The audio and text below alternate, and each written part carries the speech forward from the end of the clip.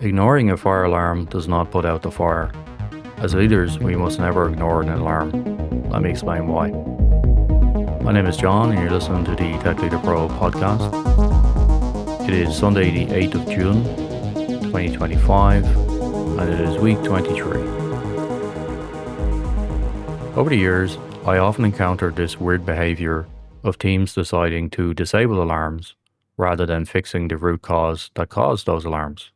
The classic example of this anti-pattern is the disabling of unit tests on a software build, because one or more of those tests are failing.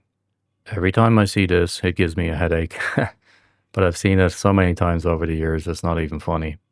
Rather than taking the time to fix the code that is breaking the test, the team decides to disable the test instead in order to push the release through. I witnessed another example recently when a team decided to disable a security layer on an API because a client did not support the required protocol. Rather than waiting until the client was fixed, they disabled the security on the server side, which of course was complete madness. So why do teams feel pressured into carrying out such poor decisions?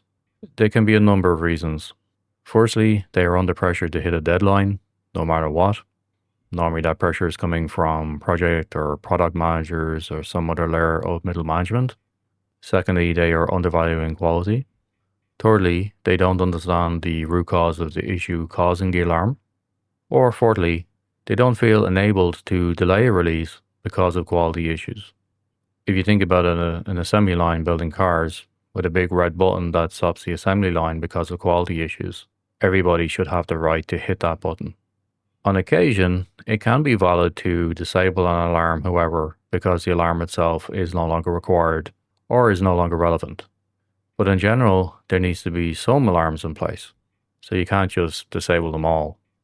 Apart from automated alarms like unit tests or production monitoring systems, there is another major source of alarms: people.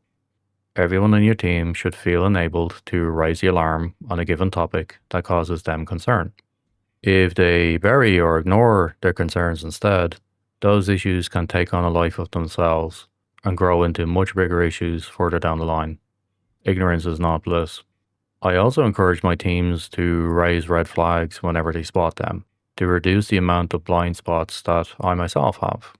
Rather than, quote, shooting the messenger, you need to encourage people to report issues in an open environment that is free of blame. If you think about the metaphor of a ball rolling off a table in a meeting room with a group of people watching it, there are three possible reactions. Firstly, someone will ignore the ball and let it fall. Secondly, someone will raise the flag and ask, "Who owns this ball?" And thirdly, someone will grab the ball and prevent it from falling, regardless of ownership. Category 3 people are potential leaders.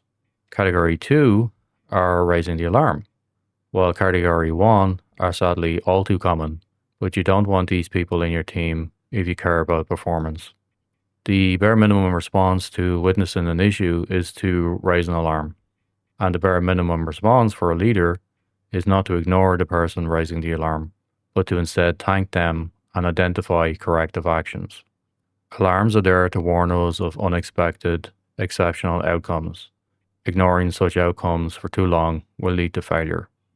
Again, if the fire alarm is going, you don't disable the fire alarm in the hopes that that itself will put out the fire. Instead, you fetch the fire extinguisher and you call the fire department. Be aware of alarms, you guys, and be especially aware of those who advocate disabling them. Take care. Talk to you next time.